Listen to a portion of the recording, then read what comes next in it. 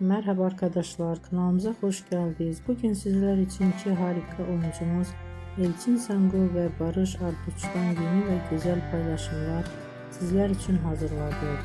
Kiralık Aşk dizisinde rol almış ve herkes tarafından beğenilmiştir.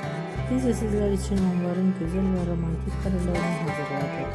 Bu videoların devamlı gelmesini istiyorsanız kanalımıza abone olup yorum yazmayı unutmayın. Böylelikle bu kadar.